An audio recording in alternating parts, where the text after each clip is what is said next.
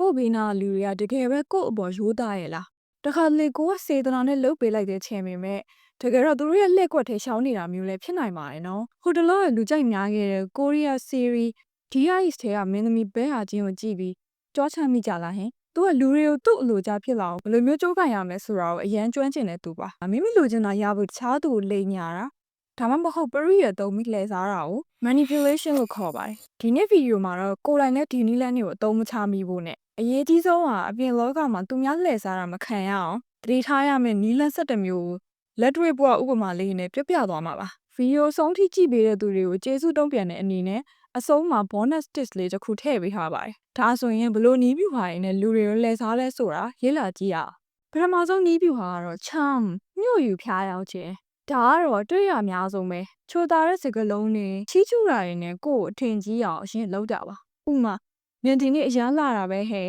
မြင့်လောက်စိတ်တဘောစားကောင်းတဲ့သူမရှိတော့ပါဘူးဟာဒါနဲ့လေငါ့ကိုဒါလေးကူညီပေးပါလားယင်ဘဲဟာချင်းဟာနဲ့သူ့ရဲ့အပြုံးလေးနဲ့လူတွေကိုအရင်ဖမ်းစားလေးရှိရမလားဒီစသဖြင့်ပေါ့နောက်တဲ့နံပါတ်2ကိုအားရှမ်းအကြက်ကင်ခြင်းဥမာနင်ဒါကိုမလုပ်ပင်ငါတို့တငယ်ချင်းဖြစ်ကနေရက်စဲလိုက်တော့မယ်ဒါမှမဟုတ်နင်းလှုပ်ဝက်ချက်တွေကိုလူတိုင်းသိအောင်ပြောပြလိုက်တော့မယ်စသဖြင့်ချင်းချောက်တာမျိုးတွေဒါကတော့နည်းနည်းကြောက်ဖို့ကောင်းတယ်ကိုယ့်ရဲ့ကြောက်စိတ်ကိုအသုံးချလိုက်တာနံပါတ်3 silent treatment စကားမပြောဘဲနေခြင်းဥမာကိုကသူတို့တောင်းဆိုတာတခုခုကိုညင်းလိုက်လို့ဖြစ်ဖြစ်ဖုံးလဲမကင်တော့တာစာလဲမပြန်တော့ပဲရက်တော်ကြပစ်ထားပြီးကိုကပဲအရှုံးပေးပြီးလိုက်ရောလာအောင်လုပ်တဲ့နည်းရမှာတယောက်ကကိုကိုရုတ်တရက်ကြီးစကားမပြောဘဲနေရင်စိတ်ထဲမှာနေရခက်လာရမလားအေးအဲ့ဒါကိုအသုံးချတာနံပါတ်4ကကြတော့ brazen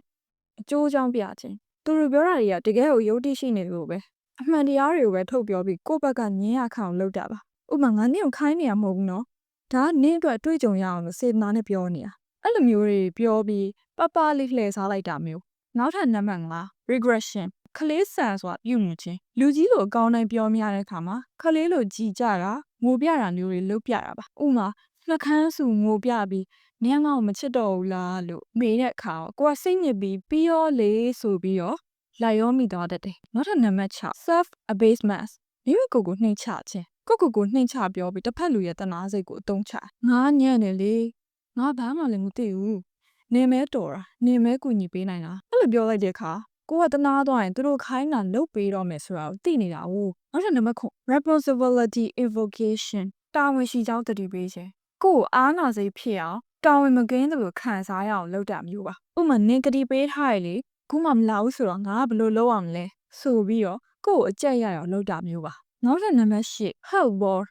ကြမ်းတမ်းစွာဆက်ဆံခြင်းဒါကတကယ် reflect ပဲ or his sale ဆိုတာကိုထိလက်ရောက်နာကျင်အောင်လုပ်တာပစ္စည်းတွေရိုက်ခွဲတာမျိုးတွေအထိပါနိုင်ပါတယ်ဒီလိုလူမျိုးတွေနဲ့ကြုံနေရပြီဆိုရင်တော့ဝိဝိသာရှောင်ပါဒါကအဆိုးရွားဆုံး manipulation ပဲနောက်ထပ်နံပါတ်9 pressure induction ပျော်စရာနဲ့ဆွဲဆောင်ခြင်းကောင်းကွက်လေးတွေကိုပဲပြပြီးတော့သူတို့ဖြစ်စေချင်တဲ့လမ်းချောင်းနဲ့ကိုယ့်ကိုဆွဲသွင်းတာပါဥပမာဒါလေးလှုပ်လိုက်ရင်နင်လည်းအပျော်ကြီးပျော်ရမယ်လူတွေကလည်းနင့်ကိုဝိုင်းချီးကျူးကြမှာလို့ပြုဆွဲတာမျိုးပေါ့နောက်ထပ်နံပါတ်10 social comparison လူမှုရေးရနှိုင်းယှဉ်ခြင်းတခြားသူတွေနဲ့နှိုင်းယှဉ်ပြီးကိုယ့်ကိုဖိအားပေးတာမျိုးပါဥပမာဟိုလူတော်လုံးနိုင်သေးရပဲမင်းကြောင့်မှဘာလို့မလုံးနိုင်ရမှာလဲလို့ပြောပြီးကိုယ့်ရဲ့မခံခြင်းစိတ်ကိုကစားတာပါနောက်ဆုံးချက်နံပါတ်7 monetary reward ငွေကြေးဖြစ်လက်ထိုးခြင်းဒါကတော့ရှင်းပါတယ်ကိုပုံမှန်ဆိုမလုံးမဲ့ကိစ္စမျိုးတွေကိုငွေနဲ့ညှို့ဆွဲပြီးခိုင်းတာမျိုးပေါ့ဒီအချက်တွေကိုကြည့်ပြီးတော့ဒါတွေရဲ့ရုပ်ရှင်ထဲမှာပဲရှိရပါလို့တော့မထင်လိုက်နဲ့နော်တကယ်အပြင်လောကမှာလည်းဘဲအားချင်းလို့လူမျိုးတွေ manipulation ကိုလက်တစ်ခုလိုသုံးနေတဲ့သူတွေအများကြီးရှိပါတယ်တခါလေကိုယ့်ရဲ့လုပ်ငန်းခွင်ထဲမှာဖြစ်နိုင်တယ်လို့ကိုနဲ့အနီးကဆုံးတငယ်ချင်းတွေဒါမှမဟုတ်ချစ်သူရည်စားဆက်ဆံရေးတွေထဲမှာတော့ဒီလိုလူမျိုးတွေရှိနေတတ်ပါတယ်သူတို့ကကိုယ့်ရဲ့စာနာစိတ် empathy ကိုအသုံးချပြီးသူတို့အလိုကျကြိုးဆွဲရကတအောင်လေ့ကျင့်ထားတဲ့သူတွေပါကိုယ့်ကိုတကယ်ချစ်တဲ့သူတကယ်စေတနာရှိတဲ့သူဆိုရင်ကိုယ့်အကြက်ကင်မှာမဟုတ်လို့အားနာရအောင်လည်းလုံးမှာမဟုတ်ပါဘူးကဲဗီဒီယိုကိုအဆုံးထိကြည့်ပေးတဲ့တငယ်ချင်းတို့အတွက် phonetics လေးတစ်ခုပြောပြပါမယ်ကိုယ့်တယောက်က manipulation လုပ်လာပြီလို့ခံစားရတဲ့အကောင်းဆုံးနည်းလမ်းအချိန်ဆွဲခြင်းပါသူတို့ကိုယ့်စီကနေဖြေတစ်ခုခုအတင်းအကျပ်ချက်ချင်းရယူနေတာဖြစ်တဲ့အတွက်ချက်ချင်းမဆုံးဖြတ်ပါနဲ့ငါဒါဝေးစစ်စစ်စဉ်းစားပြီးမှပြန်ပြောမယ်နော်ဒါမှမဟုတ်အခုတော့ငါအဆင်မပြေသေးဘူးနောက်မှပြန်ဆွေးနွေးရအောင်လို့ပြောပြီးတော့အခြေအနေကိုထိန်းချုပ်ပါအချိန်ဆွဲလိုက်တဲ့အခါသူတို့ရဲ့ကြိုးကင်မှုကနေကိုကလွတ်မြောက်သွားပြီးတော့အေးစစ်စစ်ပြန်စဉ်းစားဖို့အခွင့်အရေးရသွားပါလိမ့်မယ်ဒီနေ့မျှဝေပေးသွားတဲ့အချက်လက်တွေ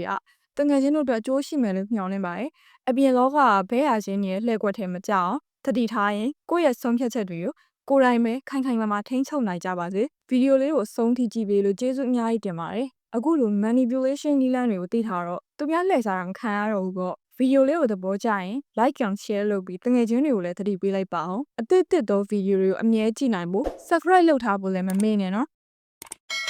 နောက်ဗီဒီယိုမှာပြန်တွေ့ကြပါမယ်